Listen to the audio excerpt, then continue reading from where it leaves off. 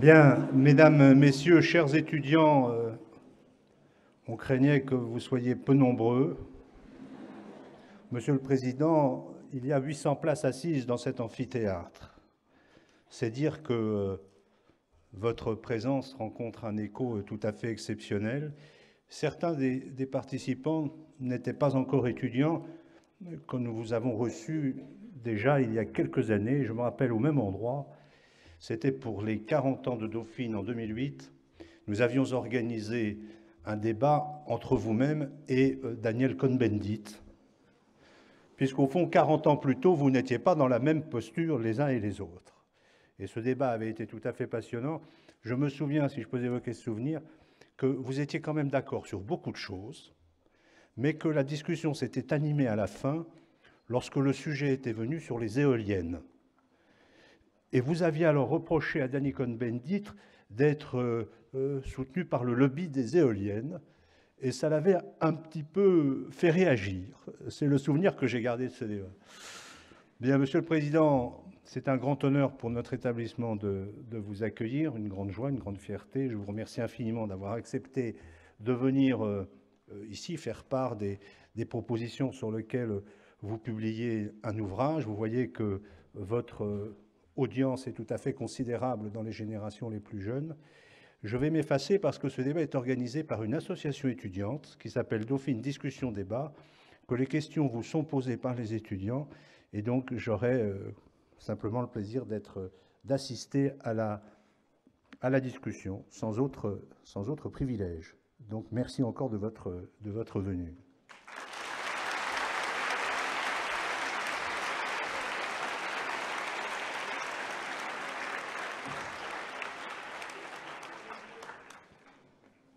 Bonsoir à toutes, bonsoir à tous. Merci d'être venus si nombreux assister à ce premier grand débat de l'année organisé par l'association Dauphine Discussion Débat. Nous sommes heureux de recevoir pour cette occasion le 3e président de la Ve République, M. Valéry Giscard d'Estaing. Monsieur le Président, vous accueillir ce soir à Dauphine est un immense honneur que vous nous faites. Compte tenu de la sortie de votre livre « Europa, la dernière chance de l'Europe », vous avez en effet choisi notre université pour venir exposer votre grand projet aux étudiants, et notre association est très honorée d'organiser et d'animer cette rencontre. Pour l'occasion, nous nous proposons de revenir sur les moments forts de votre parcours politique, qui est tellement riche qu'il m'a été, je l'avoue, très difficile de le résumer. Ne m'en voudrez pas si j'en occulte une très large partie. Je reviendrai également sur votre engagement sans faille pour l'Europe, Europe qui aujourd'hui est toutefois de plus en plus controversée. Diplômé de Polytechnique et de l'ENA, vous devenez inspecteur des finances en 1952, avant d'être nommé ministre des Finances et des Affaires économiques de 1962 à 1966 sous les gouvernements Debré et Pompidou. Vous occupez de nouveau ce poste 3 ans plus tard au sein des gouvernements Chaban-Delmas et Messmer, avant d'être élu président de la République en mai 1974. Votre septennat se distingue par l'intérêt que vous avez porté aux questions de société, comme la cause des femmes, notamment à travers la nomination de Simone Veil en tant que ministre de la Santé et la légalisation de l'IVG.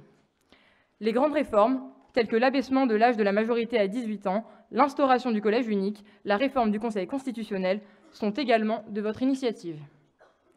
Votre mandat s'est également caractérisé par un engagement constant pour la construction européenne, construction qui s'est effectuée main dans la main avec le chancelier allemand Helmut Schmidt.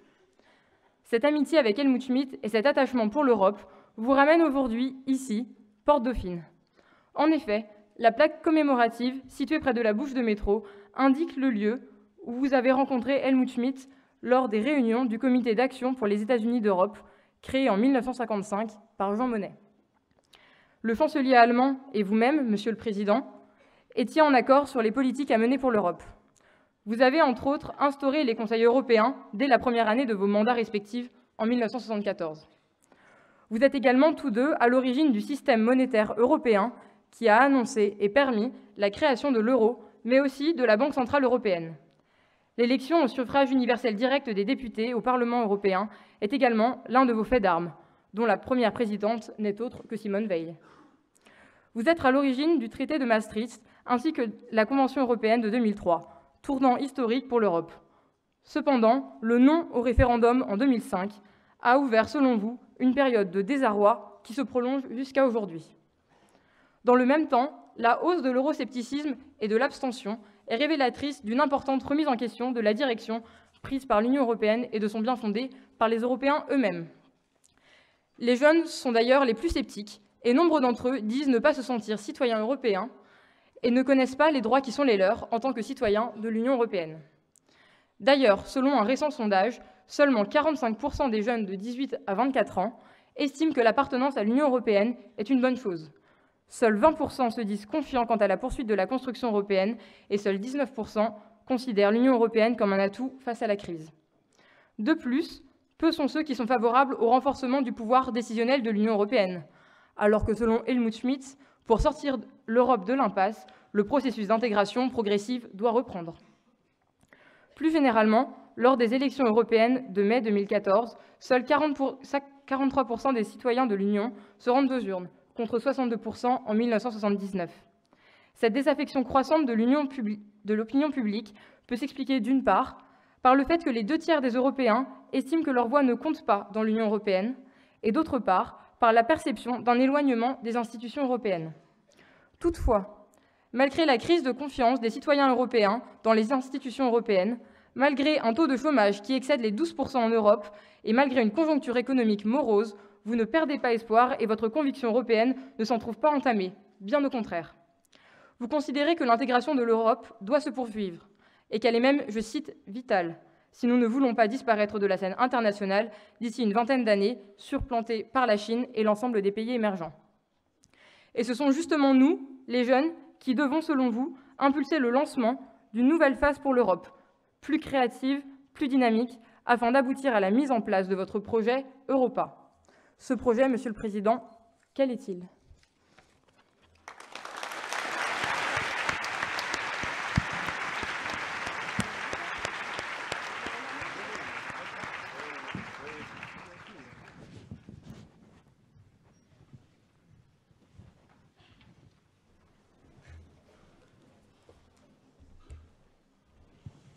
Voilà, bonjour, bon après-midi. Je ne vois pas pourquoi, Monsieur le Président, il y a cette barrière qui est là, parce que moi j'aime bien avoir les visages tout près. Enfin, heureusement, il y a un groupe ici qui est plus proche. J'ai remarqué que les membres du comité qui m'accueille portent des cravates. Bon, j'étais très hésitant tout à l'heure, parce que dans l'après-midi, je n'en portais pas, mais je me suis dit, pour aller à Dauphine, il faut voir. Et finalement, j'ai fait le même choix que vous. Alors, pourquoi j'étais heureux d'accepter l'invitation du président Laurent Bach, où est-il? Ah, il est là. Et de Chloé Benjean pour cette manifestation d'aujourd'hui. Dans le cas de Chloé, où est-elle passée? Là-bas. Ah bon, là-bas. Alors, Chloé, vous avez 18 ans, 19 ans exactement, et vous êtes présidente. Donc, vous me battez de loin. J'ai été président à 48 ans. C'était, vous voyez, un grand écart par rapport à vous. Mais je vous remercie de m'avoir invité à vous parler de mon livre Europa. Voilà ce livre. Petit livre, assez bon marché, 16,90 €.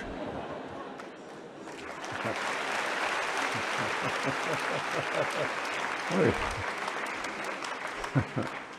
C'est exprès pour qu'il puisse être largement diffusé et lu. Et je vais vous en parler parce qu'il vous concerne directement. On a entendu les propos de Chloé sur l'Europe, des enquêtes, des sondages sur l'attitude des jeunes vis-à-vis de l'Europe. Il faut savoir que c'est vous qui serez soit les bénéficiaires, soit les victimes de ce que propose Europa. Autrement dit, achever la construction de l'Europe. Si elle se fait, vous en serez les bénéficiaires. Si elle ne se fait pas, vous en serez les victimes. Et dans l'intervalle, il faut que vous en soyez aussi les acteurs. Vous êtes très jeune, donc vous n'êtes pas dans les instances politiques décisionnelles. Mais si vous avez vu les derniers événements mondiaux, ces événements mondiaux font apparaître les visages d'une grande jeunesse. Par exemple, le trouble qui s'achève à l'heure actuelle à Hong Kong, je ne sais pas si vous avez vu les images. C'était des étudiants et des étudiantes de votre âge. Donc dans le monde à l'heure actuelle, vous êtes une génération d'acteurs qui peut comprendre et, j'espère, contribuer à la construction européenne. Je ne vais pas vous parler longtemps, on m'a taxé de 20 minutes, donc c'est bien d'ailleurs. Je vais tâcher de vous replacer la construction européenne dans l'espace et dans le temps. D'abord dans l'espace, parce que c'est une affaire assez compliquée et on distingue assez mal ce qui s'est passé depuis l'origine. L'origine, c'est il y a 60 ans. Ça paraît à la fois loin et en même temps c'est une durée assez courte pour une grande aventure politique internationale. 60 ans. Ça a commencé par un projet que vous pouvez observer lorsque vous allez prendre le métro à la station Porte-Dauphine, parce qu'il y a une pancarte sur l'immeuble qui fait allusion au fait que Jean Monnet habitait là, et il est avec Robert Schuman, un de ceux qui ont proposé la création de la communauté européenne, donc en 1955. C'était une audace, 1946, c'était une audace inouïe,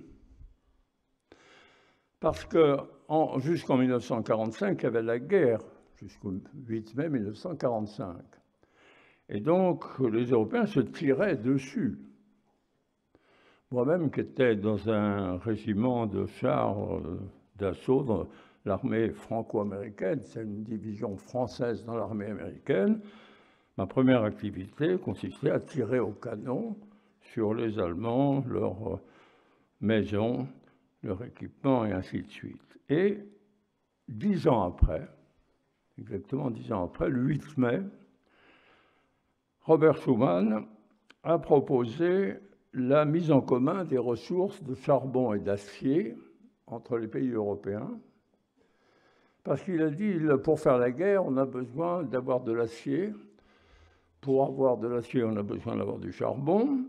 Et si on n'a ni l'un ni l'autre, on ne peut pas fabriquer d'armement lourd. Donc on va gérer en commun les ressources de charbon et d'acier pour rendre la guerre matériellement impossible. Il a fait cette proposition et elle a été adressée à tous les pays d'Europe de l'époque et acceptée par 6 d'entre eux, qu'on appelle les pays fondateurs. C'est-à-dire la France qui l'avait proposé, l'Allemagne qui était d'accord, Belgique, Pays-Bas, Luxembourg. Et les autres pays européens, il faut simplement s'en souvenir, ont refusé cette offre. Et notamment la Grande-Bretagne et les pays scandinaves. Donc au départ, il y a eu un noyau qui a voulu organiser donc la paix en Europe, et il y a d'autres pays qui ont dit que ça ne les concernait pas, qu'ils ne voulaient pas le faire. Donc depuis le début, il y a 2 projets. Il y a un projet d'intégration, c'est-à-dire de mise en commun, et puis un projet au contraire de grande zone de libre-échange qui est soutenu par les autres pays. Et Europa s'inscrit dans la première logique, c'est-à-dire la logique de ceux qui veulent construire un ensemble économique important en Europe. Si vous prenez le temps, la durée, Cette affaire, donc, a commencé en 1955. Nous sommes en 2014-2015. Donc, ça fait à peu près 60 ans. Vous direz 60 ans, c'est long. C'est vrai, c'est long en un sens. Mais dans les évolutions historiques, c'est assez court.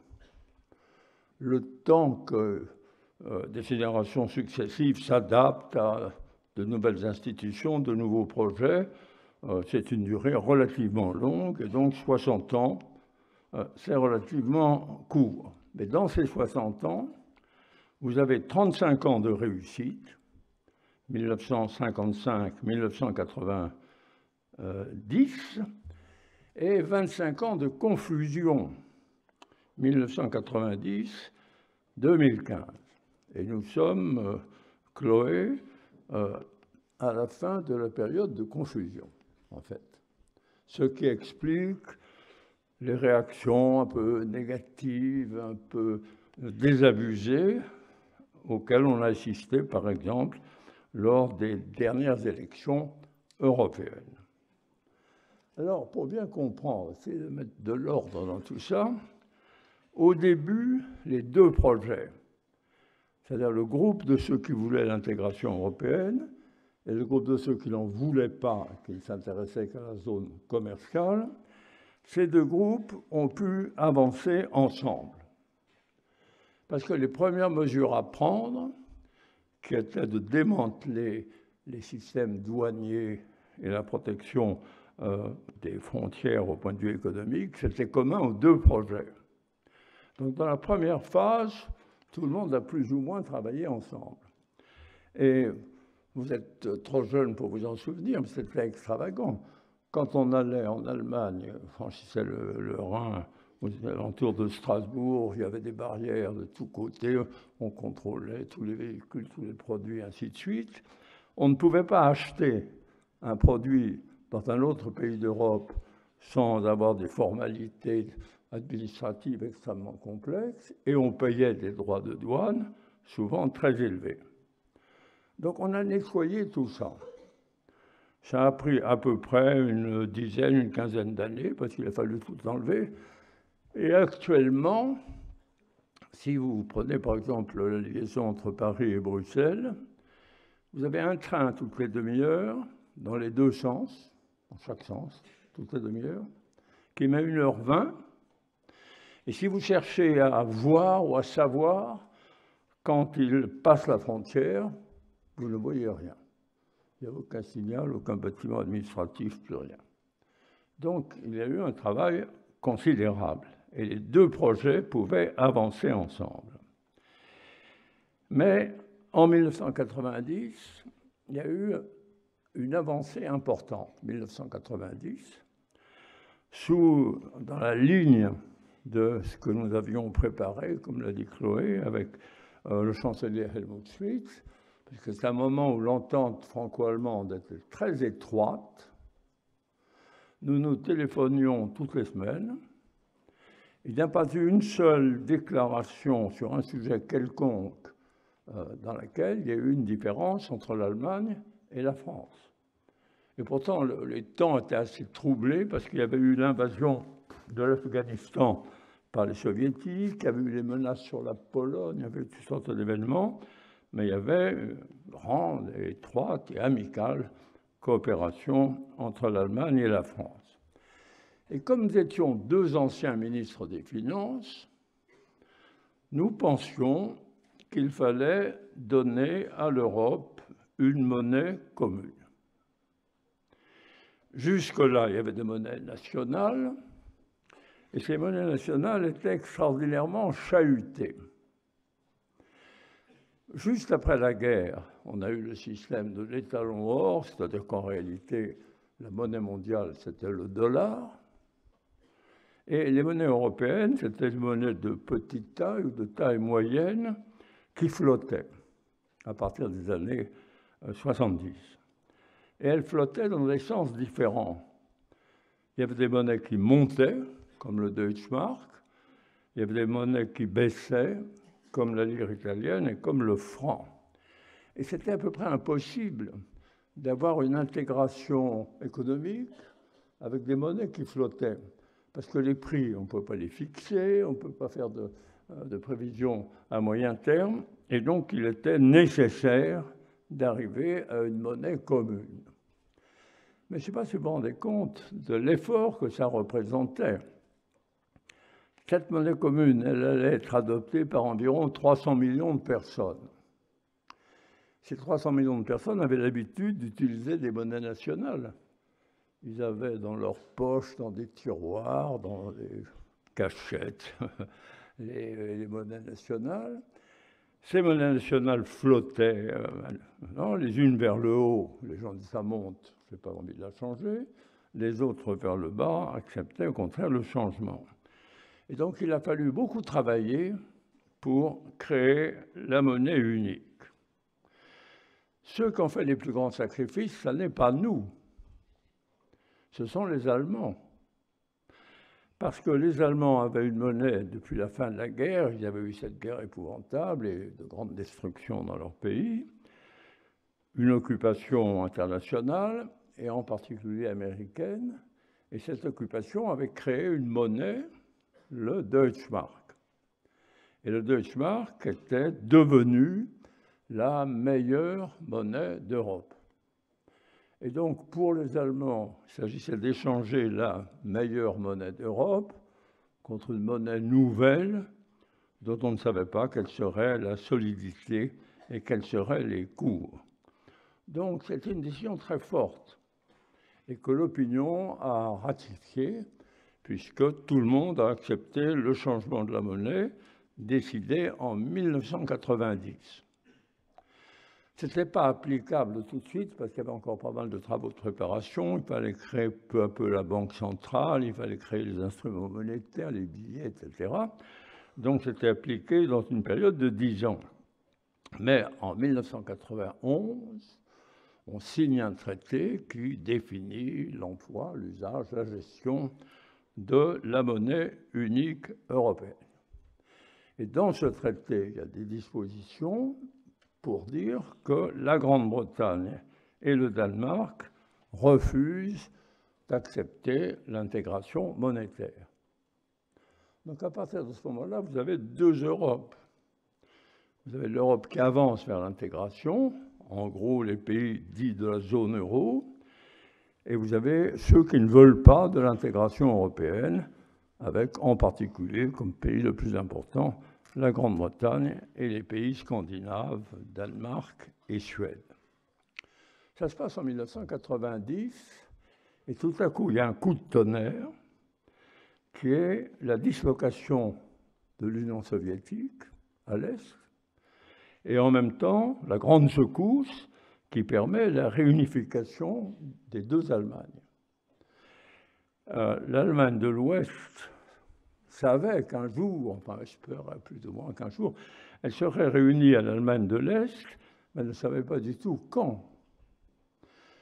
Moi, je posais la question au chancelier Schmitt, je disais, mais la réunification allemande, est-ce qu'elle arrivera? Il me disait, oui, elle arrivera certainement, mais elle n'arrivera pas de mon vivant. Et il vit toujours, et la réunification a eu lieu. Alors, dans cette période, qui est une période de grands troubles politiques, en fait, il y a eu ce grand élargissement, c'est-à-dire qu'on est passé d'un nombre réduit, qui était 12, les 6 d'origine, plus ceux qui avaient rejoint dans la période précédente, au nombre actuel, qui est 28, et en phase d'atteindre des niveaux supérieurs.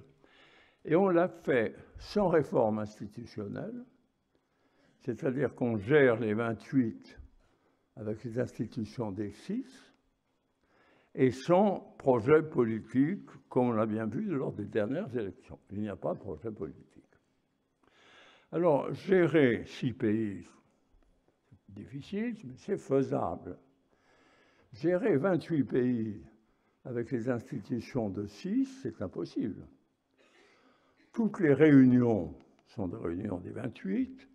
Chacun veut prendre la parole. Chacun parle au moins 10 minutes. Ce qui fait qu'au bout de 3 ou 4 orateurs, plus personne n'écoute. Et à la fin, plus personne ne se souvient de ce qui a été dit, parce que quand vous avez 28 discours de 10 minutes, vous ne les écoutez plus. J'ai tâché moi-même de ne pas trop dépasser 10 minutes, d'ailleurs, pour ne pas tomber dans ce risque. Donc, la gestion, qui était avant assez raisonnable et assez bonne, a été remplacée par la confusion et la frustration. D'où ce que vous avez noté tout à l'heure, Chloé, dans les résultats de sondages ou d'élections. Et en plus, cette période de confusion, de frustration, se poursuit par une crise économique générale en Europe, plus forte dans l'Europe du Sud, et dont on attribue la responsabilité, au moins partiellement, à l'Europe, parce que les dirigeants nationaux préfèrent dire que ce qui va mal est dû à l'Europe, alors que les quelques efforts courageux s'inscrivent dans leur mérite. Donc voilà la première partie de l'histoire de cette Europe. Et en même temps, ce qu'il faut que vous sachiez, il faut que vous y pensiez tranquillement, le monde a changé.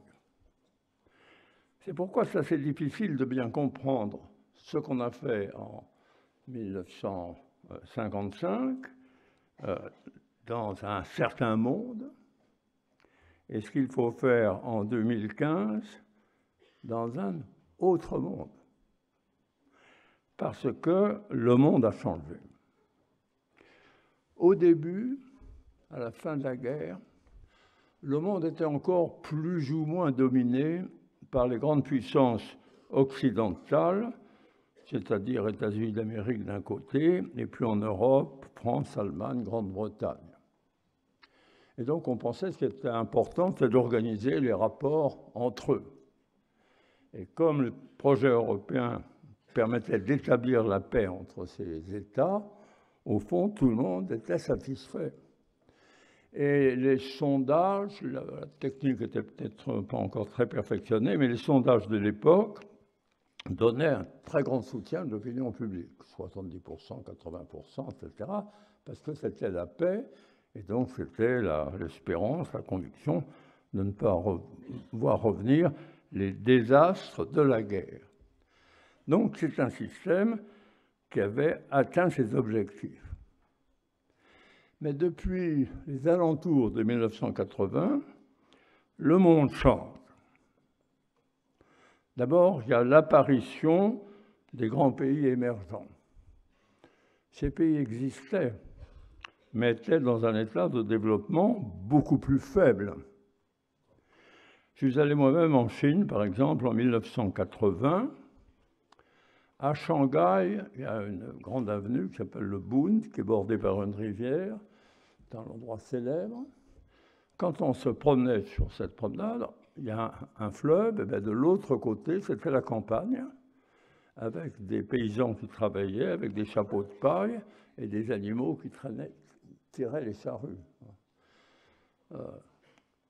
En 30 ans, c'est devenu une avenue qui se compare aux plus belles avenues du monde, notamment à New York. L'Inde a vu sa population exploser et le niveau d'éducation de ses classes supérieures s'élevait rapidement. Le Brésil, vous le savez, à l'exception de ses résultats en football, a obtenu un développement économique très remarquable. Et il reste les États-Unis d'Amérique en tête. Mais si vous prenez le classement des grands pays, il est complètement bouleversé. Il y a 50 ans, 40 ans, c'était numéro 1 les États-Unis, numéro 2 le Japon, numéro 3 l'Allemagne, numéro 4 la France, numéro 5 la Grande-Bretagne, numéro 6 ou 7 la Chine. Et quand vous prenez les dernières statistiques, c'est encore numéro 1 les États-Unis d'Amérique, numéro 2 la Chine, numéro 3 le Japon, et les puissances européennes ont reculé et sont 5, 6, 7, etc. Donc un bouleversement du monde. Et dans ce bouleversement du monde, on s'est aperçu d'une chose simple, nous étions devenus trop petits. Nous avions une bonne taille pour le système antérieur, mais par rapport au nouveau monde, nous étions trop petits. Et si vous prenez le plus grand pays d'Europe, qui est l'Allemagne, l'Allemagne est plus grande que le plus grand État des États-Unis d'Amérique, mais le plus petit pays d'Europe est plus petit que le plus petit des États des États-Unis. Et par rapport à la population chinoise, elle est passée, comme vous savez, à 1,480 milliard d'habitants environ. Elle continue à augmenter, alors que la population allemande cumule aux alentours de 86 millions et est en descente. Donc, nous sommes devenus trop petits. Et quand on est trop petit, on n'est pas très bon dans la concurrence. On voit perdre son influence politique, culturelle, linguistique, ainsi de suite. Et il faut corriger cette tendance en créant un pays émergent en Europe. Et c'est le projet d'Europa. Il y a des pays émergents dans le monde, vous le savez très bien, vos professeurs le répètent à satiété, eh bien, il faut un pays émergent en Europe. C'est-à-dire une puissance du modèle du XXIe siècle, par sa dimension, par son fonctionnement, par ses capacités. Et cette nouvelle puissance, c'est, je l'appelle Europa, pour l'indiquer comme objectif. Alors, comment faire? Qu'est-ce qu'il faut faire, en fait? Je regarde ma montre. Chloé, j'ai encore combien de minutes? Ça peut aller. Bon. Comment faire? Eh bien, ça consiste à poursuivre l'intégration. Alors, c'est un mot évidemment un peu abstrait, ce n'est pas un mot d'opinion publique, ainsi de suite.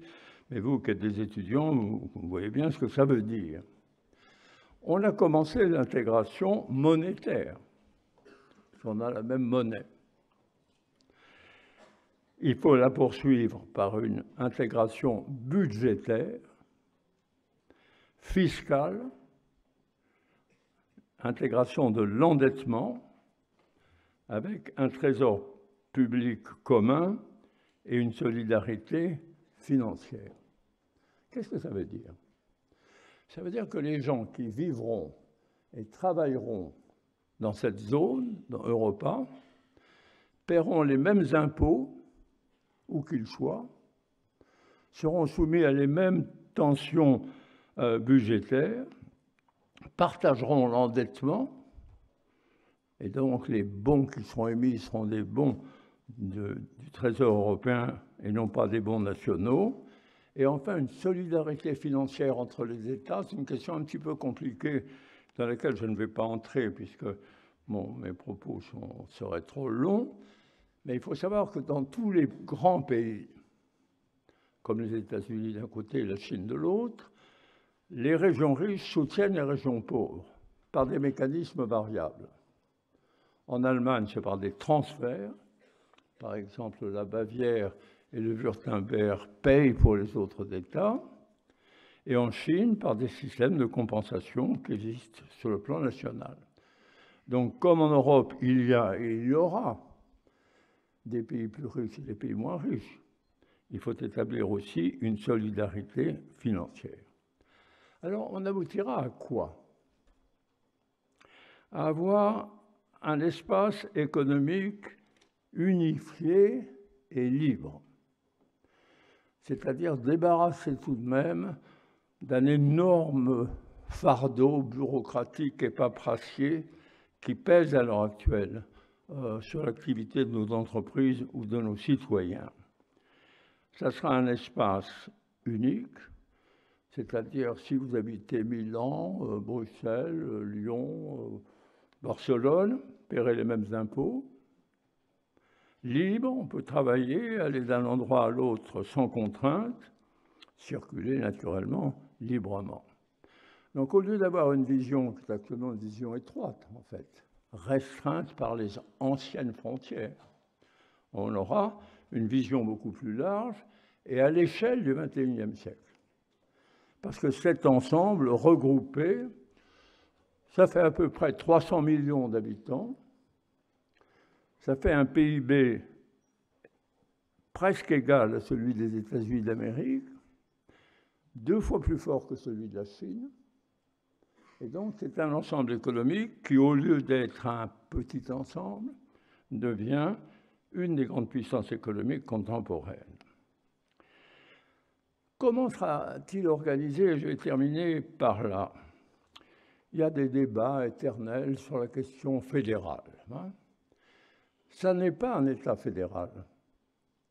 Un État fédéral, c'est les États-Unis d'Amérique, c'est-à-dire un pouvoir central très fort et qui couvre pratiquement la totalité des matières. Ça sera plutôt une fédération d'États membres. C'est-à-dire que les États continuent d'exister, conservent leur identité socio-culturelle et certaines de leurs compétences administratives ou financières, mais par contre, un ensemble de décisions, les décisions budgétaires, monétaires et fiscales, sont montées d'un cran et deviennent des décisions du niveau fédéral. Alors, comment l'organiser? Je ne vais pas être trop long, rassurez-vous, parce que je ne sais pas si vous êtes très bien là-dessus. Vous êtes par terre ou... Mais le sol est plutôt dur, non? Ça va. Bon, enfin. Donc, comment l'organiser? Parce qu'à l'heure actuelle, vous avez un système compliqué, installé à Bruxelles et qui gère l'Europe à 28. Alors, cette Europe intégrée, qui existera? Est-ce que c'est maintenant? Non, probablement non. Est-ce que c'est dans 5 ans? Est-ce que c'est dans 10 ans? C'est vous qui le déciderez. Hein? Mais cette Europe intégrée, d'abord, elle doit être constituée entre les pays qui veulent le faire. Parce que c'est lassant d'être dans un système où il y a des gens qui veulent avancer et des gens qui refusent d'avancer. Donc il faut réunir pour l'intégration les gens qui veulent l'intégration. Et ça correspond à peu près à 12 ou 13 pays d'Europe, qui sont les pays de l'Ouest et du centre de l'Europe, et dont le PIB, d'ailleurs, entre parenthèses, représente 85% du PIB de l'Europe. Donc c'est les pays qui veulent s'intégrer. Et également qu'ils sont suffisamment préparés. Parce que vous avez eu malheureusement, vous avez vu dans la crise, des pays qui s'étaient trop éloignés des normes économiques, financières, etc., satisfaisantes, qui posaient des problèmes de soutien très complexes et qui donc ne peuvent pas entrer dans un système d'intégration plus fort. Donc c'est un ensemble d'environ une douzaine d'États. Dans le livre, il y a une carte qui permet de voir, c'est une carte assez faible, ça ne vaut pas la carte Michelin, mais enfin, on voit à peu près les pays qui y sont.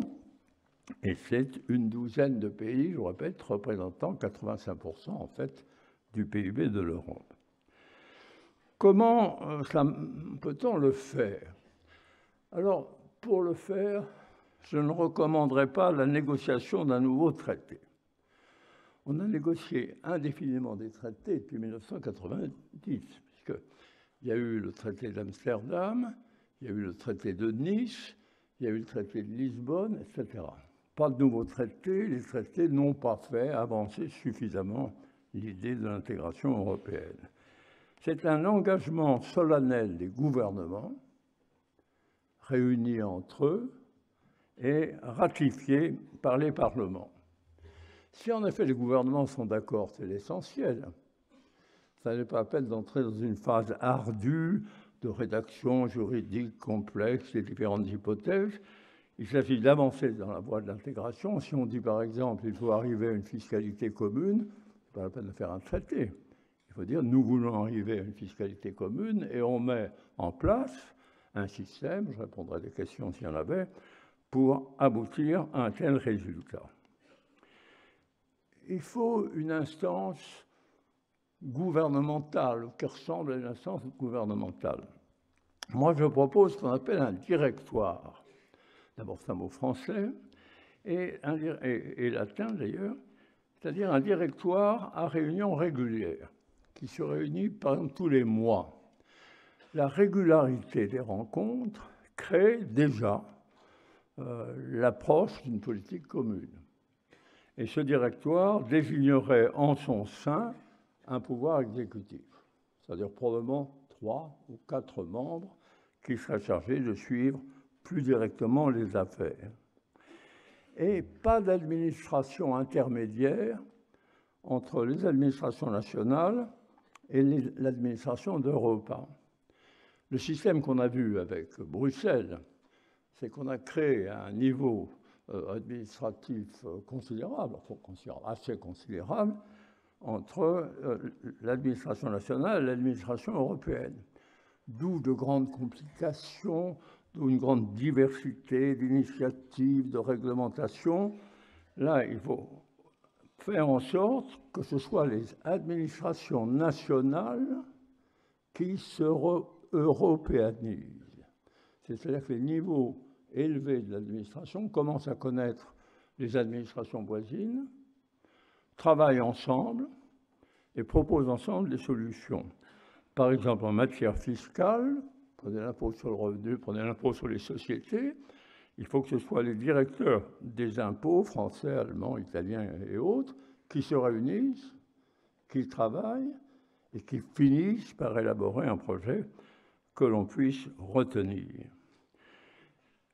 L'originalité de cette affaire, parce que c'est une affaire unique dans le monde, ce type de fédération, il n'y en a pas d'autres, il n'y en a pas ailleurs. L'originalité, c'est le procédé. Le procédé consiste à prendre des sujets, qui sont des sujets complexes, difficiles, importants, et à les faire monter en les changeant de niveau, de compétences. C'est ce qu'on a fait pour la monnaie. La monnaie était gérée par des banques nationales, par des trésors nationaux, en France par le trésor public. Alors on a pris la monnaie, on l'a fait monter d'un cran, et désormais elle est gérée par une instance européenne, par un gouverneur européen, et ainsi de suite. On n'a pas détruit le système national, on a simplement extrait du système national un élément commun. Et il faut faire ça un peu dans tous les domaines. Alors, je termine en disant un mot de la démocratie. Qui le fera? Le fonctionnement depuis 1990 est frustrant du point de vue démocratique, parce que les taux de participation aux élections ont baissé, sont tombés au-dessous de 50%, et parmi les votants, il y a une proportion non négligeable qui sont hostiles au système. Donc dans les dernières élections européennes, il y a au fond 35% de citoyens qui ont voté utilement pour le fonctionnement de l'Europe. Donc il faut faire très attention à la démocratie. Au début, il y a eu un soutien démocratique, puis il s'est affaibli. Alors qui le fera? Après la génération de la société de consommation, c'est votre génération qui le fera. Vous êtes très jeune, vous n'avez pas encore pris le pouvoir, vous avez peut-être l'idée d'ailleurs, mais enfin vous n'avez pas entrepris jusqu'à présent. Nous avons fait la paix, parce que nous avions connu à peu près la fin de la guerre, nous avons fait la paix. Et vous ferez la puissance économique de l'Europe, parce que vous connaissez la crise, vous connaissez le problème de l'emploi, vous voyez la faiblesse de la croissance, vous voyez donc qu'il faut agir dans ce sens, et c'est votre génération qui le fera. Et ainsi, grâce à vous, la civilisation européenne qui est en jeu, parce que nous sommes les acteurs, les héritiers plutôt, d'une très brillante civilisation, grâce à vous, si vous en faites une puissance économique, la civilisation européenne poursuivra son cycle bimillénaire. Voilà ce que je voulais vous dire avant de répondre aux questions, de débattre avec vous. Et je voulais vous dire que c'est un bonheur de vous parler, d'avoir commencé une œuvre et de sentir qu'elle sera achevée par d'autres. On croit toujours que le plus grand bonheur, c'est d'achever les choses soi-même. Non. Quand l'échelle du temps l'impose, on commence, pose le problème, on trace un certain nombre de voies, et ça sera achevé par d'autres, c'est-à-dire par vous. Et je vous remercie de m'avoir écouté.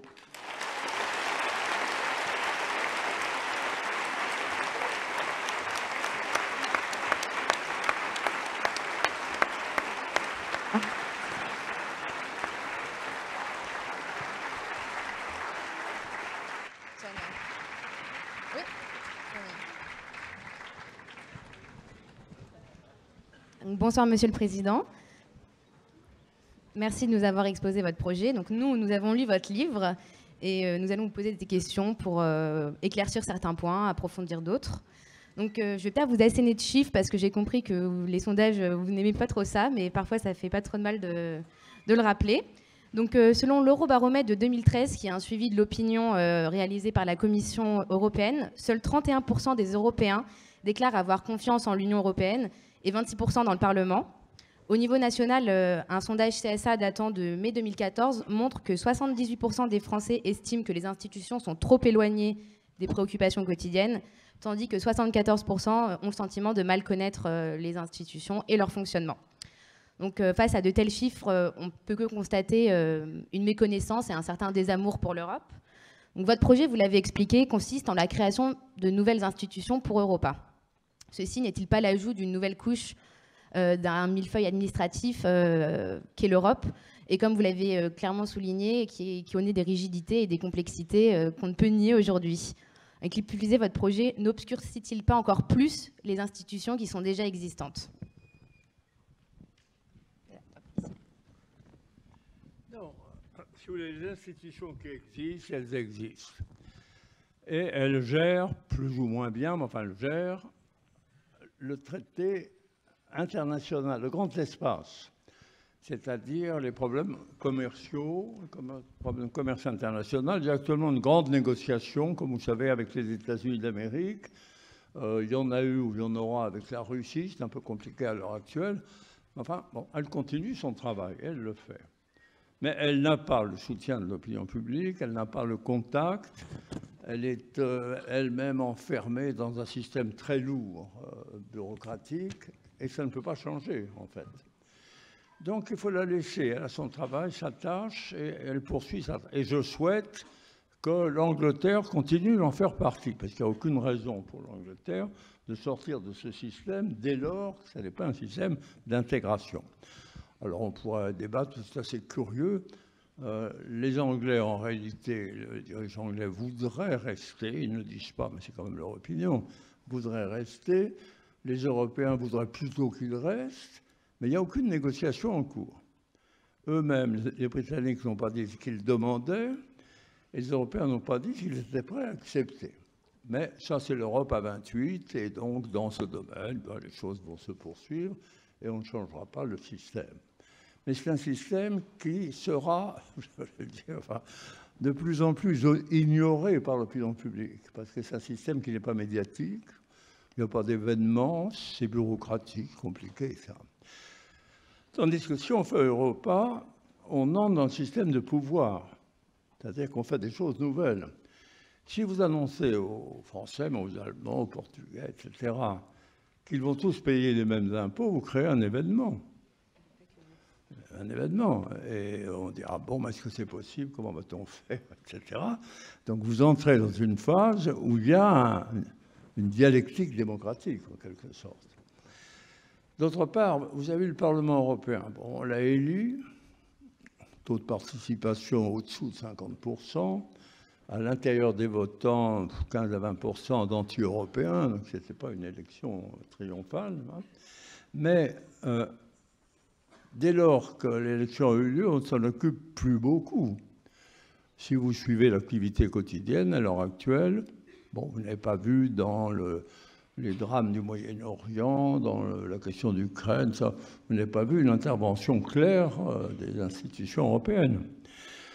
Si vous avez au contraire Europa avec un directoire compact, se réunissant tous les mois, date fixe et ainsi de suite, vous avez un instrument d'action et de décision visible, et aux décisions duquel l'opinion publique et les médias s'intéresseront. Donc, il faut dire, on gardera le système actuel pour la gestion de l'Europe commerciale, et on créera un système beaucoup plus concentré, basé sur la compétence, plus structuré pour la gestion d'Europa. Bonsoir, Monsieur le Président. Vous avez rappelé dans votre discours la façon dont vous vouliez voir émerger votre Europa, c'est-à-dire que vous expliquiez que nous n'avons pas besoin de traité et que finalement ça pourrait se faire par une simple réunion des gouvernements et un simple accord. Mais est-ce que vous ne pensez pas que c'est un peu optimiste quand on a une certaine préoccupation des peuples vis-à-vis de l'Union européenne et une peur parfois de perte de souveraineté? Est-ce que ce ne serait pas un peu optimiste de vouloir ne pas passer par la voie référendaire? C'est autre chose. C'est autre chose. Non, les négociations diplomatiques, l'opinion ne les suit pas. Elle ne peut pas les suivre, c'est très compliqué. Et le principe des négociations diplomatiques, d'ailleurs, je renvoie à un livre que vient de publier Henry Kissinger, qui s'appelle The World Order, qui est un livre assez curieux. Les négociations entre États par la diplomatie, il faut toujours qu'il y ait un gagnant et un perdant. Et les diplomates, leur rôle, c'est de faire gagner leur pays et donc de faire perdre les autres. Donc c'est un système conflictuel, basiquement. Tandis que moi, je cherche un système de rassemblement, c'est autre chose. On se met en commun pour faire quelque chose. C'est pas pareil. Faut-il faire ratifier telle ou telle décision par des instruments populaires? Réponse, oui. Et par exemple, si on arrive à mettre sur pied un impôt commun en Europe, on peut le soumettre au référendum. Et vous verrez que ce référendum sera 70% oui. Oui. Il faut y arriver. Donc c'est une méthode différente. Parce que la méthode de négociation, c'est une méthode usante, où il y a des gagnants et des perdants, et où l'opinion publique ne peut pas être présente. Tandis que le système que je recommande, c'est un système plus simple, dans lequel on reste près de l'opinion publique, mais à la fin, comme vous le dites, il faut sans doute des ratifications sous forme de référendum. Et concernant ce même désamour de l'Europe, des populations européennes, parce que vous parlez beaucoup d'économie dans votre ouvrage, mais est-ce qu'il n'y aurait pas aussi un problème qu'on a tendance à oublier, qui est à la fois culturel et identitaire? C'est-à-dire que certaines nations auraient peur de perdre leur identité en s'intégrant dans une nouvelle Europe. Bon, d'abord, dans le projet, il n'y a rien qui touche à la culture et à l'identité. Il n'y a rien. Ces problèmes de culture et d'identité sont complexes parce qu'ils ne sont pas nécessairement circonscrits par les frontières nationales. Vous avez le problème actuellement très aigu en Espagne de savoir s'il y a une identité espagnole ou une identité catalane, et les Espagnols en discutent avec beaucoup de tension. La vérité, c'est que chacun garde son identité. On garde son identité. Mais on acquiert une identité d'un cran au-dessus. C'est comme ça que se sont faits les grands ensembles. La France en tant que telle, n'est apparue qu'au XVe siècle, XVIe siècle. Avant, c'était des provinces rattachées par des liens féodaux à des chefs de guerre et ainsi de suite. Puis peu à peu, se sont rassemblés et ont noué des liens qu'on a organisés au sein de la République française. Donc on ne perd rien, simplement on crée un niveau supérieur. Et lorsque vous irez dans 10 ans à Singapour ou à Rio de Janeiro ou je ne sais où, et vous ferez la queue parce qu'on vous demandera votre passeport, on vous demandera votre nationalité et vous répondrez européen. Et les gens qui sont derrière vous, ce seront des Hollandais, devant sont des Italiens, ils diront la même chose. Ça ne vous prive de rien. Simplement, ça veut dire que pour certains aspects de la vie politique, la vie internationale, on monte d'un cran et on est membre d'une structure plus grande. Bonsoir, Monsieur le Président. Alors, est-ce que la convergence monétaire et fiscale d'Europa, c'est-à-dire comme vous l'écrivez, la même monnaie, les mêmes impôts, amènera à terme à une convergence politique, telle que vous l'écrivez en ces mots? L'intégration croissante de leurs économies les conduira sans doute à adopter des positions communes, tel un mouvement de coagulation, sans que cela les prive de leur liberté politique. Et est-ce que c'est souhaitable pour l'Europe qu'il y ait une convergence politique d'Europa? Oui, enfin, ça veut dire que les sociétés se ressembleront davantage, parce qu'il y a des débats qui sont à l'heure actuelle à l'intérieur des États membres, qui deviendront des débats sur l'ensemble de l'État membre. S'il y a la même fiscalité, je sais pas où est ce fil là. Je tirais dessus, j'avais peur qu'il y ait un serpent, je ne sais pas. Bon. Alors, le fait que, regardez, dès à présent, d'avant la crise, au début, le débat sur la crise, c'est un débat des partis nationaux. Puis peu à peu, ils bougent. Et ils arrivent à prendre des positions où ils font appel aux autres, où ils critiquent les autres, et ainsi de suite. Donc ils commencent à créer, en fait, un débat européen. Et si nous avons en commun la monnaie, le budget, les impôts et la dette, par la force des choses, les gens parleront des mêmes problèmes. Et parlant des mêmes problèmes, ils développeront une sorte de culture politique commune. Bon, c'est ce qui s'est passé aux États-Unis. Les États-Unis, c'est une collection d'États. Ces États avaient des débats politiques, des leaders, des orientations, ainsi de suite. Mais la vie en commun les a finalement structurés et a fait qu'ils ont eu des approches communes qui se sont traduites, hélas, par une guerre civile, mais enfin la création de grands partis démocratiques. Donc c'est ce qui se passera. Et je dois dire, c'est ce qui se passe déjà un peu, en fait. Parce que si vous lisez la presse économique, et ainsi de suite, vous voyez qu'il y a des rapprochements d'attitudes, de postures entre les opinions publiques sur certains sujets. Et si les instruments sont les mêmes, eh bien cette évolution sera encore plus marquée. Bonsoir, Monsieur le Président. Je vais passer à un autre registre maintenant. C'est plutôt au niveau de la politique sociale, parce que vous parlez beaucoup de fiscalité, mais la politique sociale, elle, dépend des prélèvements effectués. Vous parlez par exemple dans votre ouvrage oui, voilà, de la retraite à 65 ans qui sera instaurée dans tous ces pays et de l'harmonisation des systèmes de protection et de rémunération sociale. Donc, s'il y a une uniformisation de la fiscalité, n'y aurait-il pas aussi une uniformisation des prestations sociales? Donc, peut-être à terme, la fin du système social français? À la française plutôt.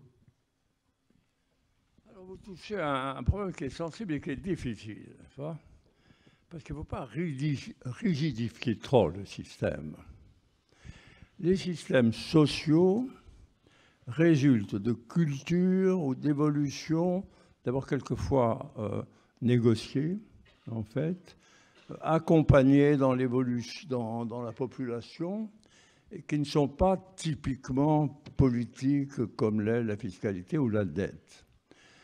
Et il faut évidemment une convergence, vous avez tout à fait raison. Mais cette convergence, probablement, ne peut pas être très autoritaire. Elle doit être plus une direction, c'est-à-dire qu'on convient d'aller dans une certaine direction. Par exemple, il est certain, ce n'est pas une prophétie à la légère, que les âges de la retraite seront finalement harmonisés en Europe, parce que les problèmes sont à peu près les mêmes, problèmes de ressources, problèmes de financement, etc. Par contre, les organisations des systèmes sociaux, des systèmes hospitaliers, des systèmes de soins, ça peut rester assez différent, parce que c'est lié à la culture, c'est lié au système de formation des personnels. Et donc je crois qu'il faut avoir une vue consistant à dire ce qui est uniforme et étatique doit se rapprocher, ce qui est conventionnel et débattu peut garder une certaine souplesse de façon à ce que, comme vous disiez tout à l'heure, les sociétés gardent une partie de leur identité. Et voilà comment je vois les choses. D'ailleurs, c'est ce qui se passe presque partout, parce que vous avez généralement dans les affaires sociales des systèmes complémentaires. Vous avez une fiscalité locale pour la vie des villes, des régions, ainsi de suite. Cette partie-là restera libérale, en quelque sorte, et gérée dans le cadre des États ou des collectivités locales. Mais vous aurez une puissance émergente. Tout ça sera à l'intérieur d'un grand système connu dans le monde, qui est absent du vocabulaire. Parce que si vous regardez les émissions de télévision, les débats, personne ne parle de l'Europe en tant que puissance. Personne. Hein. À partir du moment où on sera engagé dans cette affaire, on parlera naturellement de l'Europe en tant que puissance. Alors pour revenir, Monsieur le Président, au taux d'imposition unique, ma question est double. D'abord, comment calculer et obtenir ce taux d'imposition unique? Et deuxièmement, vous avez répété plusieurs fois que tous les peuples accepteraient ce taux, mais est-ce que vous ne pensez pas qu'on va quand même rencontrer des rigidités de la part de certains pays qui auraient une fiscalité plus avantageuse que la nôtre, par exemple? Ce n'est pas difficile d'avoir une fiscalité plus avantageuse que la nôtre. C'est à la portée de tout le monde, ça. Hein. Non, naturellement, il y aura des difficultés. Mais d'abord, c'est étalé dans le temps. On ne propose pas de faire ça en une année, 2 années ou 3 années. D'abord, la méthode, moi, que je recommanderais, est la suivante. Il y a des impôts, vous pouvez donner la liste des impôts. Vous cherchez à savoir, pour chacun de ces impôts, quelle serait la meilleure nature de cet impôt. C'est-à-dire, quelle doit en être l'assiette, quelle doit être la progressivité ou non, quels doivent être les abattements possibles. Dessiner l'impôt, abstraitement. Dessiner l'impôt européen. Puis une fois que c'est fait, on commence à s'en rapprocher. Les États simplifient leur législation, harmonisent leur législation, et ça, on peut le faire parfaitement par la voie parlementaire classique. Alors, vers la fin, on arrive à un moment où il n'y a plus qu'un taux unique, et naturellement, il y aura une décision forte pour situer ce taux unique. La tentation, c'est de dire que ça sera à peu près la moyenne des taux nationaux, mais il peut se faire qu'il y a des raisons impératives pour choisir un taux différent. Et ça sera une proposition que le directoire devra faire. Mais vous voyez, c'est plutôt le premier geste, c'est d'avoir une démarche. Et il y aura une démarche, pas maintenant, parce qu'il n'y a pas suffisamment de leaders en Europe, peut-être à l'occasion de la prochaine élection européenne, où la frustration sera encore beaucoup plus forte, et où la demande d'avancer sera plus précise. Et à ce moment-là, la première initiative, et ça pourra être proposé éventuellement par la France ou par l'Italie, c'est de faire une réunion des directeurs des impôts des pays d'Europe pour leur demander de commencer par examiner un impôt. L'impôt sur les sociétés, ou l'impôt sur le revenu, ou la TVA, et pour définir le modèle de cet impôt. Et ensuite, il y aura éventuellement la démarche pour s'en rapprocher. Vous parlez aussi dans votre ouvrage de solidarité financière entre les membres. Vous l'avez un peu exprimé tout à l'heure. La question qu'on peut se poser, c'est est-ce que tous les pays seront d'accord pour financer d'autres pays? On voit par exemple le cas de l'Allemagne en 2008 qui a été très frileuse à l'idée d'aider la Grèce. L'Allemagne qui a été frileuse d'aider la Grèce en 2008. Ça peut être un contre-exemple à cette solidarité financière entre les membres. Les membres ne voudront-ils pas s'entraider, quoi? Là, vous parlez de la solidarité, là. Oui, la solidarité financière. Bon, il ne pouvait pas y avoir, il n'y a pas eu d'ailleurs, de solidarité financière entre des États dans lesquels il n'y avait aucune institution pour la proposer. Les États tenaient à avoir une politique économique indépendante et ils géraient eux-mêmes totalement leur budget, leur dette et leur fiscalité. Vos enseignants vous montreront certainement des graphiques où on voit présenter en somme la situation en Europe des États suivant leurs dettes, suivant leur déficit budgétaire et ainsi de suite.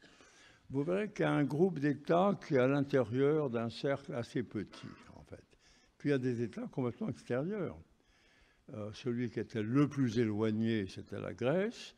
Celui qui était ensuite le plus éloigné, c'était l'Italie. Puis plus près, mais encore éloigné, l'Espagne et le Portugal. Donc ce sont des États qui avaient une gestion nationale, strictement nationale, qui n'ont pas respecté les engagements européens et qui donc se sont mis dans des situations de grande fragilité. Et à ce moment-là, ils ont demandé que les autres payent. Alors, la réaction des autres est quand même assez compréhensible. Il y a de dire, écoutez, nous avons respecté les règles. Vous ne les avez pas respectées. Vous nous demandez de payer pour vous. C'est sympathique. Enfin, on ne peut pas demander à notre opinion publique de payer pour des gens qui n'ont pas respecté les règles. Donc, il fallait une relation plus savante et qu'on a essayé de mettre sur pied pour aider les pays en question. Mais ma proposition est différente. C'est qu'il devrait exister une solidarité financière entre les États d'Europe, qui n'existe pas. À l'heure actuelle, ils adressent des demandes, alors généralement à l'Allemagne, un peu quelques autres pays, les Pays-Bas, l'Autriche, etc. Mais il n'y a pas d'organisation. Dans un ensemble comme Europa, la solidarité financière doit être un principe, comme elle l'est dans certains pays. Alors vous avez deux façons d'organiser la solidarité financière, en fait. La première, qui est la méthode américaine, c'est de faire payer certaines dépenses par l'État central. Parce qu'à partir de ce moment-là, comme c'est lui qui paye, il assure l'équilibre de la répartition de la dépense.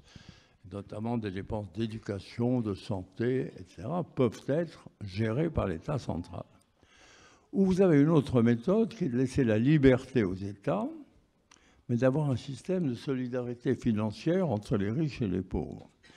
Et c'est le système qui, à mon avis, est possible pour l'Europe actuelle, parce que faire financer par une structure d'État l'ensemble ou une grande partie des institutions nationales, ça irait contre ce que vous disiez tout à l'heure, c'est-à-dire le besoin d'identité, le besoin de responsabilité. Avoir au contraire un système qui est le suivant. Si le même système fiscal est appliqué dans un pays riche et dans un pays pauvre, le même système, il ne produit pas le même résultat. Il produit plus dans le pays riche et moins dans le pays pauvre. Et à ce moment-là, vous pouvez établir une compensation entre les riches et les riches payant un peu à la place des pauvres. C'est ce qui existe en Allemagne fédérale. Lorsque les Américains ont fait la Constitution allemande de 1948, ils ont mis cette clause de solidarité. Et à l'heure actuelle, les États les plus riches, qui sont la Bavière et le Wurtemberg, tous les ans, payent des sommes importantes, en réalité, pour les États les moins riches, qui appliquent la même législation, mais qui leur rapportent moins. Merci. Je vais me pencher maintenant sur un autre sujet, qui est l'adéquation entre Europa et Europe. Donc on voit bien que votre projet vit de toute son essence la construction européenne depuis une vingtaine d'années, donc depuis Maastricht. Donc là, ça m'amène à deux questions. D'abord, quelles prérogatives l'Union européenne conservera-t-elle avec Europa? Et ma deuxième question, qui a aussi un rapport avec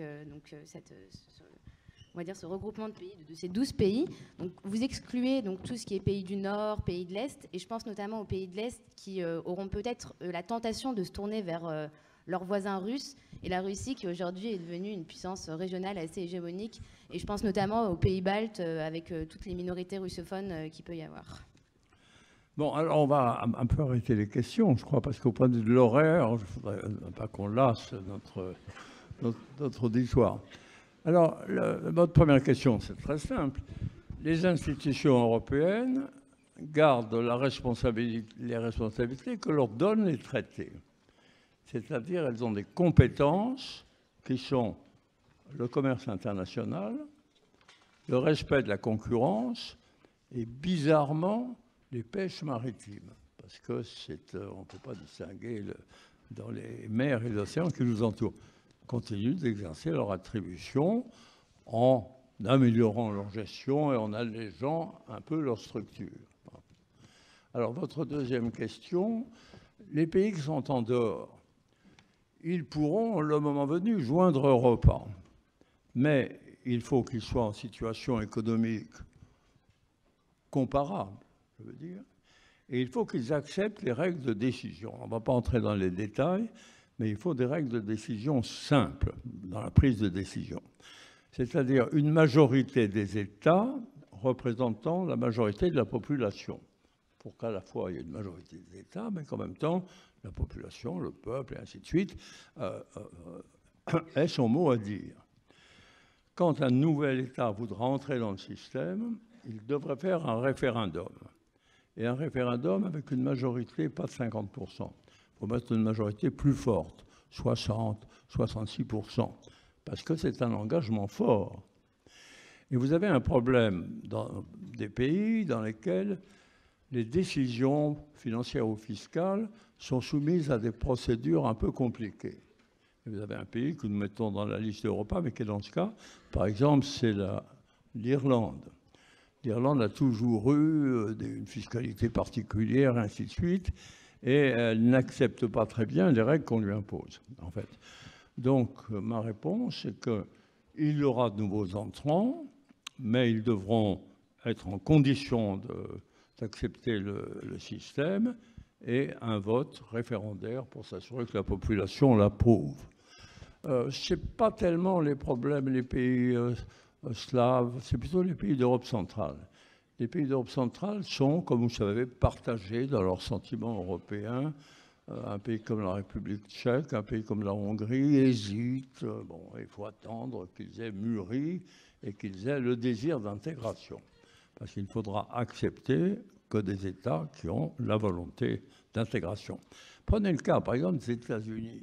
C'est assez curieux. Les États-Unis ont finalement absorbé l'Alaska. Ils ont absorbé les îles Hawaï.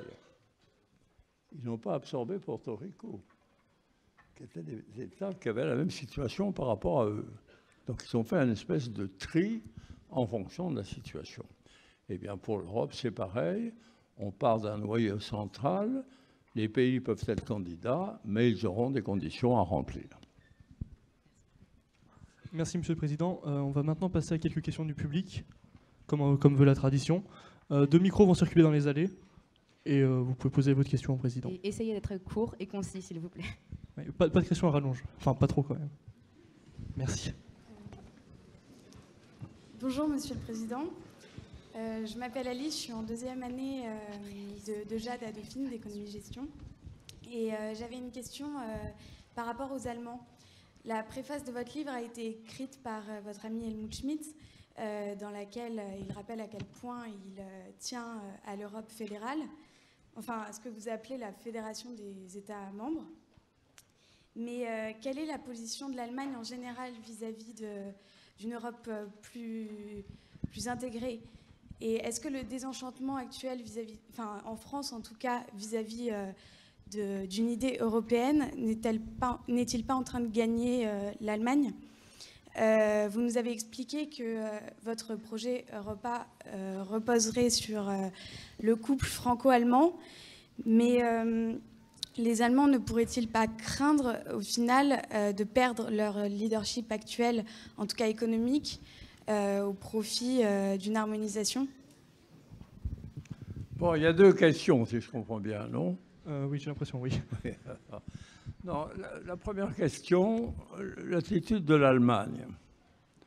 L'Allemagne est favorable à l'intégration européenne. Les Allemands sont favorables. Alors, naturellement, comme toujours, il y a des gens qui sont contre, des complications, etc. Mais dans une salle allemande, je suis allé régulièrement à Berlin, j'y vais dans quelques temps, la majorité de l'opinion des gens qui sont là sont favorables à l'intégration européenne. Mais ils voudraient ne pas être les seuls. Et donc, ils souhaiteraient que la France soit également favorable à l'intégration européenne. Et ils s'inquiètent des propos tenus en France, où il y a des propos non favorables à l'intégration européenne, dans certains milieux importants, parfois proches du pouvoir, et en même temps de l'état de notre économie qui, malheureusement, nous éloigne d'une intégration facile. Parce que l'intégration facile, si on a pratiquement le même niveau de vie, de fiscalité, ainsi de suite, elle devient de plus en plus difficile quand ces niveaux s'écartent.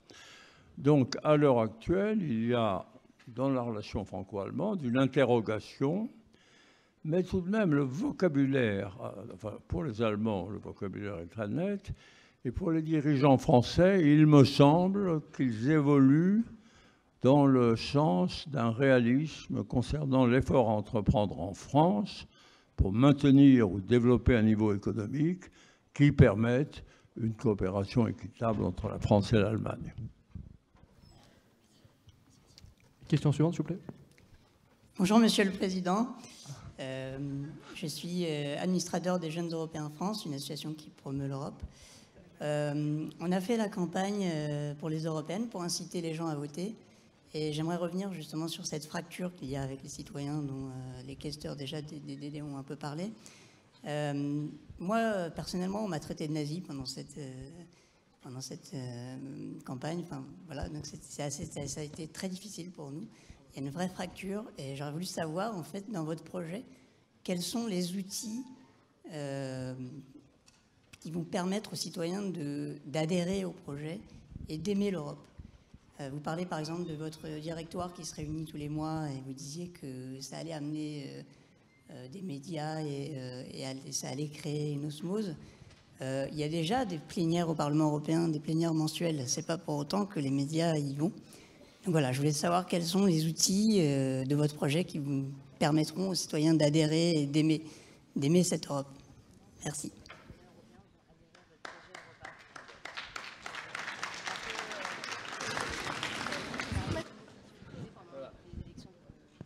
Donc, comment vont-ils adhérer?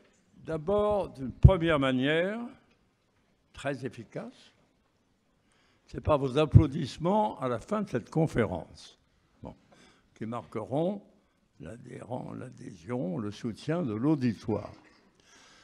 D'autre part, par une persuasion au niveau médiatique, progressivement.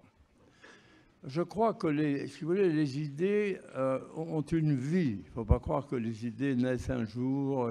Non, elles vivent. L'idée d'Europa est une idée qui va vivre pendant plusieurs années. Au début, on dira c'est impossible. Ensuite, on dira on va commencer, mais on n'est pas sûr de réussir. Et puis à la fin, on le fera et on réussira. Je pense que les échéances dans la vie de l'Europa seront les élections. D'abord, dans la prochaine élection présidentielle française, les candidats ne pourront pas se dispenser d'avoir un langage sur l'Europe. Dans la dernière élection, il n'y en a pas eu, en fait. Et dans la prochaine, compte tenu de la situation, compte tenu des difficultés, ils seront obligés, tous les candidats, d'avoir un langage sur l'Europe. Et s'ils le cherchent, ils trouveront des propositions voisines de celles d'Europa. Donc, l'accompagnement médiatique, à ce moment-là, suivra et l'opinion européenne sera impliquée et associée dans le débat. Donc, je suis vraiment désolée, mais il reste une seule question, donc battez-vous.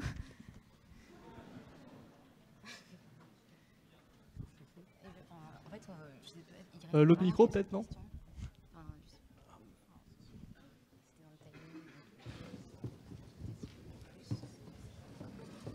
Non. Il arrive. Merci. Bonjour. Ça va, ouais. Ça va. Celui-là, il marche. Bonjour, Monsieur le Président. Moi, d'abord, je voudrais vous remercier pour votre parcours et le parcours que l'Europe a accompli grâce à vous. Et si je peux vous rassurer, il y a des jeunes, et j'en fais partie, et j'espère qu'il y en a d'autres, qui n'ont qu'un souhait, c'est de voir aboutir votre projet d'intégration européenne. Et moi, j'aurais juste une petite question, c'est pourquoi est-ce que vous pensez que ce projet d'intégration européenne, il ne peut pas passer par une profonde réforme des institutions? Et je pense juste, par exemple, à la Commission européenne, dont pourrait vraiment émerger le directoire que vous voulez voir à la tête de l'Europe. Mais merci encore. Il ne représente pas une réforme des institutions déjà existantes pour accéder à pour atteindre le directoire dont vous parlez dans Europa. Non, c'est une question. Enfin, bon, d'abord, quand vous écrivez un livre, que vous êtes réfléchissez, vous êtes un peu tranquille, il ne faut pas vouloir tout décider. Il y aura beaucoup de choses encore à décider, il y aura des choix à faire, il y aura des limites à tracer, et ainsi de suite.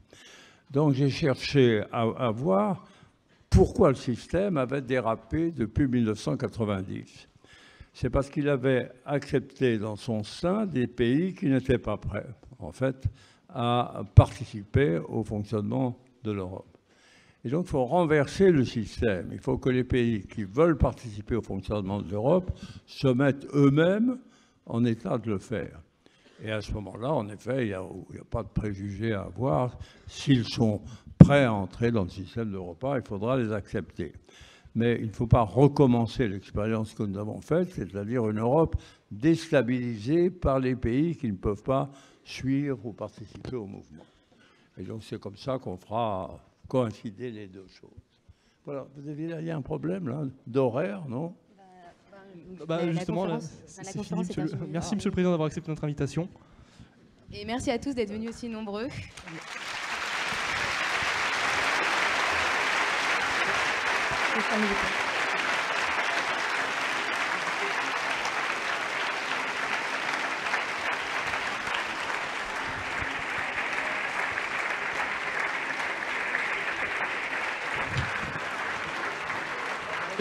On va laisser la parole à Chloé pour une petite conclusion, enfin une brève conclusion.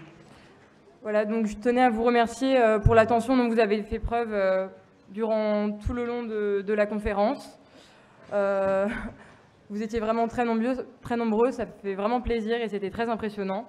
Et je tenais plus particulièrement à remercier également Monsieur le Président Valéry Giscard d'Estaing pour sa prestation.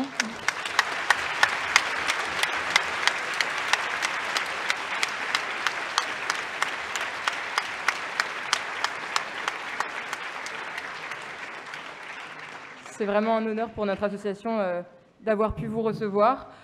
Nous remercions également Monsieur Laurent Bach, qui a été présent et qui a introduit le débat.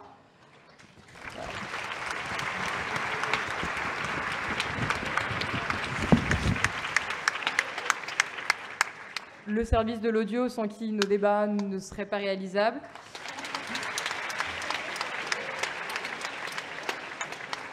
Et la maison d'édition XO qui s'est spécialement déplacée aujourd'hui pour la venue de Monsieur le Président Giscard d'Estaing.